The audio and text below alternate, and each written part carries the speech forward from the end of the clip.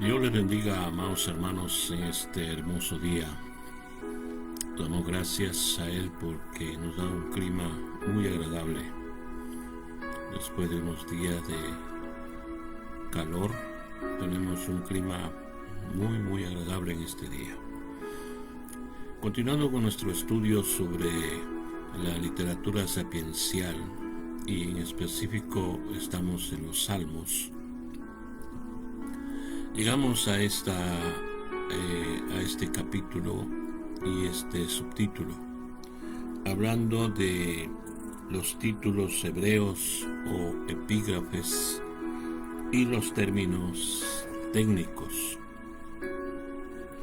La comprensión adecuada de los salmos requiere que miremos a sus características literarias, teológicas y estructurales, fundamentales para descubrir pistas que nos ayuden en la compleja pero necesaria tarea de interpretación.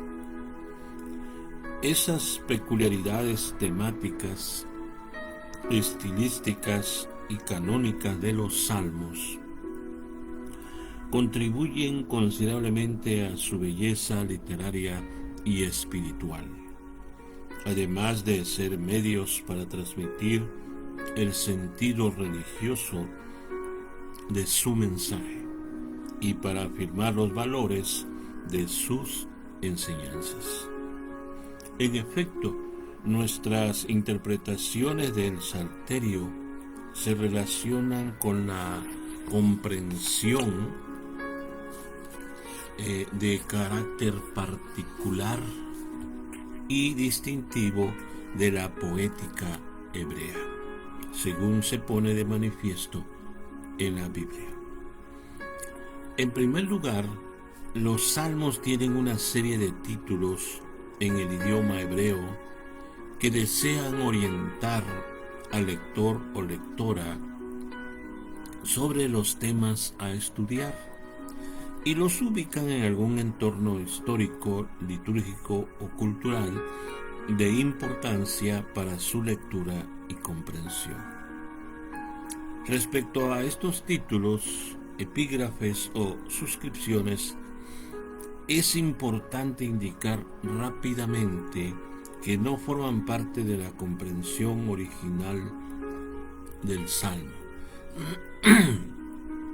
Fueron añadidos a través de los años para ayudar en las dinámicas cúlticas y contribuir a la formación educativa de las comunidades de fe. Tienen títulos hebreos, 101 salmos, mientras que el resto, o sea 49, se conocen como salmos huérfanos por carecer de esa peculiaridad literaria. Un buen ejemplo de la importancia de los títulos es la distribución de los salmos o los llamados salmos de David, que se disponen con criterios externos que ciertamente pueden verificarse. Revelan en efecto detalles teológicos, manifiestan peculiaridades literarias e indican prioridades temáticas.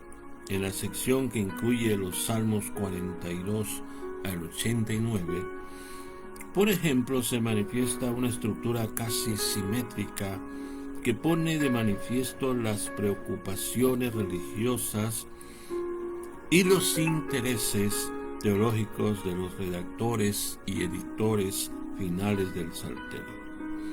Enfatizan los salmos dedicados a David. Salmos 42 al 49, salmos de los hijos de Coré. El Salmo 50 es un salmo de Asaf. Salmos 51 al 65, del 68 al 70 y el 86, Salmo de David. Salmo 73 al 83, Salmo de Asaf.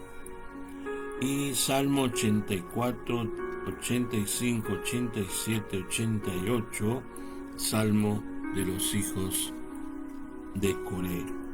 Nuevamente. Los títulos hebreos contienen algunas claves o ideas en torno a la transmisión, dedicación o uso de los salmos, aunque desconocemos el significado preciso de algunos de los términos que se utilizan en varios títulos. Su lectura y análisis puede servir de ayuda en el proceso de evaluación de uno a través de la historia. Generalmente, los títulos incluyen términos técnicos que se relacionan con la composición de algún salmo, con su uso litúrgico o musical, con su relación a algún personaje distinguido, o contienen referencias a varios eventos en la vida de David. Hay algunos términos que aluden a los compiladores o autores. El término de David, que aparece en 73 ocasiones en los Salmos, es de difícil comprensión, pues en hebreo la preposición de puede aludir a la autoría, pertenencia, dedicación o inclusive tradición. Además, la referencia al nombre del famoso monarca israelita puede identificar tanto al famoso rey como a su descendencia real o dinastía. El otro término es de los hijos de Coré. Esta frase identifica una serie de salmos que posiblemente formaban parte del repertorio musical de la familia de Coré, que eran cantantes en la liturgia del templo de Jerusalén. El tercer término de Asaf, según Esdras 2:41, Asaf era el sacerdote, era el antecesor de los cantantes del templo, y de acuerdo con el escritor cronista, era uno de los músicos principales del rey David. El cuarto término de Salomón. La expresión alude al hijo de David, reconocido por su sabiduría, e indica posiblemente que estos salmos se han atribuido, dedicado y relacionado con el famoso rey de Israel. Salmo 72, 127. El quinto término, Hermán el Esraíta. Según 1 Reyes 4:31, Hemán era uno de los famosos sabios de la época de Salomón, de acuerdo con 1 Crónicas 15, 17 al 19. Si el pasaje alude a la misma persona, era cantante en el templo de Jerusalén durante la época de David. Y en 1 Crónicas 25:5 se indica también que era vidente del rey. Sexto término, Etán en Israelitas. Se menciona junto a Hemán en 1 Reyes 4:31 y también en 1 Crónicas 15, 17, 19. A él se atribuye el Salmo 89. El séptimo término, de Moisés, es una referencia al famoso legislador y líder hebreo que no debe tomarse literalmente como base para indicar su autoría del Salmo 90, que también se ha dedicado a la memoria de David. Octavo término, a Jedutún. Este personaje era uno de los músicos principales de David. 1 Crónicas 16:41. y puede aludir a la familia de músicos con ese nombre. Están los Salmos 39, 62 y 77. Pasamos a otro tópico. Pasamos a otro tópico u otro grupo de términos, que son términos que indican el tipo de salmo. Número 1, estaríamos hablando de salmo, en hebreo, mismor con Z. La expresión ocurre unas 57 veces en el libro de los Salmos y es un término técnico que se utiliza en la Biblia únicamente en el Salterio. Posiblemente alude a algún tipo de cántico litúrgico que debe acompañarse con instrumentos de cuerda.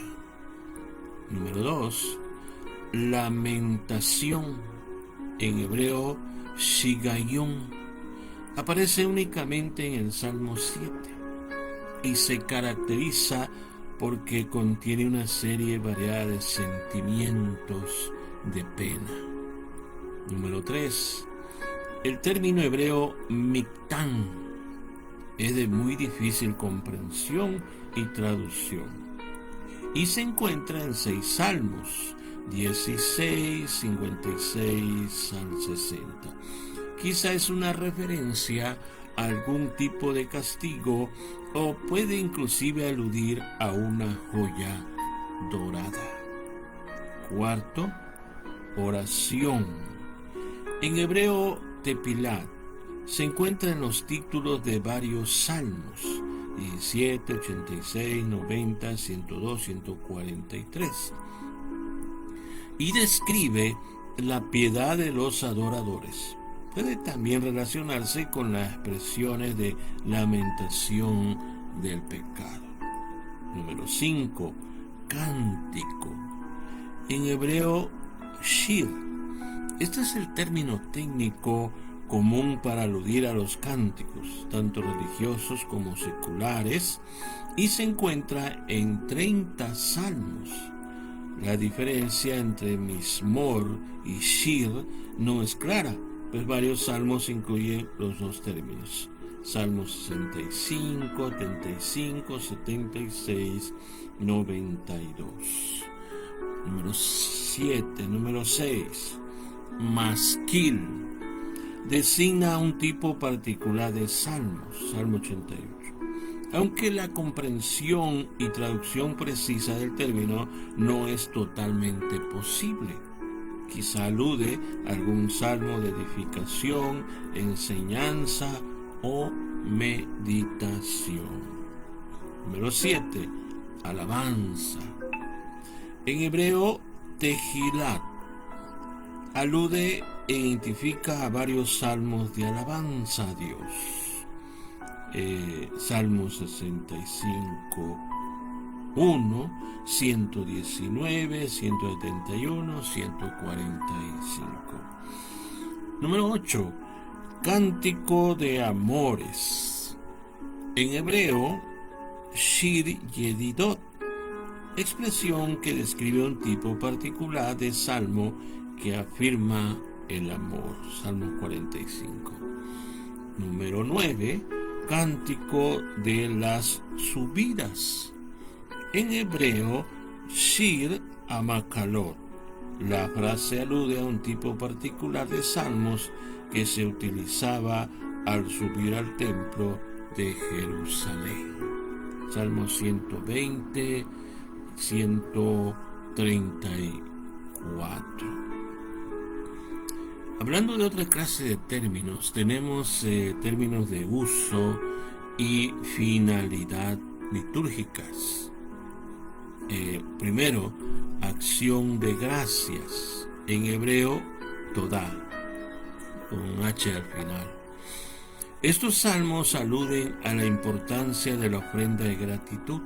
Salmo 69.30. Posiblemente como expresión comunitaria. Estos salmos pueden identificarse por sus temas de acción de gracias. Número 2, penitencia. En hebreo, leanot. Es posiblemente un término técnico que alude a la contrición o penitencia. También está en el Salmo 88. Número 3, ofrenda memorial. En hebreo, lehaskir. Es un término que alude a la ofrenda o sacrificio memorial, cuyo propósito es posiblemente recordar ante el Señor la naturaleza del dolor humano. Salmo 38 y 70. Número 4, cántico de la dedicación del templo. En hebreo, Shir Hanukat Abayit. Este cántico se utilizaba en el templo para recordar la importancia de su dedicación. Salmo 30. Número 5, para la enseñanza. En hebreo, lelamet. La palabra alude a la importancia de la educación y destaca la finalidad pedagógica del salterio. Y número 6, para el día de reposo. En hebreo, lesabat. La expresión afirma la importancia del día de reposo para la comunidad judía. Salmo 92. Un tercer apartado de términos serían los términos musicales. Número 1, al músico principal. En hebreo, la menasear. Ese término es muy común en el salterio. Aparece en 55 salmos y también en Habacuc 3:19, y posiblemente la expresión proviene del reino del norte, Israel, que equivale a David en el reino del sur, Judá. Número 2, con instrumentos de cuerdas. En hebreo, binejinot. Posiblemente alude a la práctica de acompañar algunos salmos únicamente con instrumentos de cuerdas, no con instrumentos de viento o de percusión. Salmo 4, 6, 54, 55, 67 y 76. Número 3, para las flautas. En hebreo, el Hanehilot alude a un tipo de salmo que debía ser acompañado con flautas. Posiblemente se refiere a salmos de lamentación. Salmo 5. Número 4, Selah. Este término, creo que es uno de los más comunes, aparece con regularidad en los salmos en 71 ocasiones y 3 veces adicionales en Habacuc, y es muy difícil traducción y comprensión. Algunas traducciones antiguas lo vierten al griego como diapsalma, que se piensa era un tipo de interludio o intermedio donde se cantaba otra melodía o se tocaba algún instrumento musical. La traducción latina de la Biblia, la Vulgata, generalmente no traduce la expresión, y en la tradición judía se pensaba que significaba por siempre o eternamente. Otras alternativas incluyen levantar la voz o cantar más alto, en referencia a la música también, retornar o doblarse a orar, en alusión a que la congregación debía postrarse ante Dios. Y Gaión alude a algún detalle musical de difícil comprensión en la actualidad. Salmo 9:16. Puede ser una referencia a la bajada de la voz y el cántico del salmo. Número 6. En la octava, en hebreo, al-Haseminit. aunque algunas personas han indicado que la expresión se refiere a que las personas debían cantar en un octavo de nota más baja posiblemente.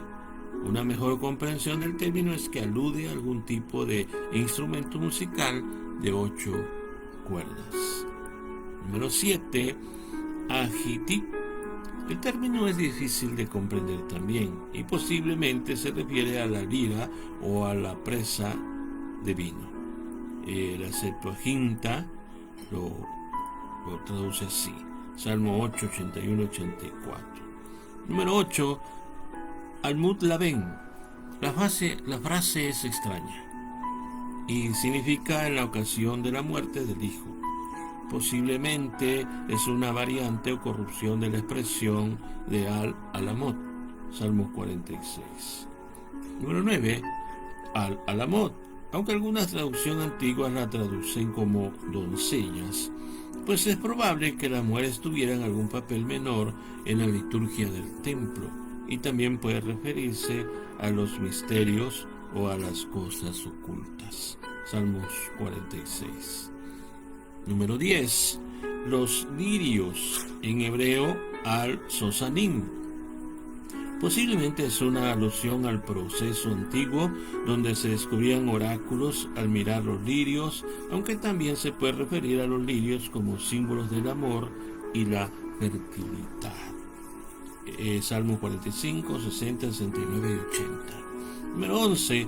Las flautas, en hebreo al-mahalat. La expresión es compleja y muy difícil de traducir. Posiblemente se refiere a las flautas como símbolo de lamentación y dolor. Salmo 53. Número 12. Sobre la paloma muda de las lejanías. En hebreo, el Ayelet Hazahar aparece en el título del Salmo 56 y posiblemente se refiere a la forma o la tonada y el ritmo en que el salmo debía ser cantado. Y número 13. No destruyas, en hebreo al-tashet. Quizás se refiere a algún acto de la liturgia, en Salmos 57, 58, 59, 35, o algunas formas de cántico, Salmo 65, 8. Por último, respecto a este tópico, tenemos algunas notas históricas. Algunos salmos incluyen varias referencias históricas para ubicar los poemas en el contexto de algunos episodios de la vida de David. Posiblemente estas notas fueron añadidas luego del exilio en Babilonia. Usted puede ver los salmos 3, 7, 18, 34, 51, 52, 54, 56, 57, 59, 60, 63 y 142. Y nos brindan alguna información en torno a la interpretación y el uso del salmo luego del destierro. Si se dieron cuenta en todo esto, cuando nosotros empezamos a leer los salmos y encontramos estas palabritas, ya sea al principio o en medio o al final, pues si no sabemos sus términos hebreos u originales, pues no entendemos y los pasamos por alto. Pero todo tiene sentido, y al estudiar estos términos nos damos cuenta de que los salmos también eran dedicados para ciertas ocasiones y venían de ciertos momentos para ciertas personas, esperando que cada salmo pueda llegar al corazón y pueda hacer sentir cuando se canta, cuando se expresa. Pero todos ellos también eran dedicados de alguna forma como una especie de poemas, de cánticos y de oraciones al Jehová Dios Todopoderoso. Dios les bendiga en este hermoso día.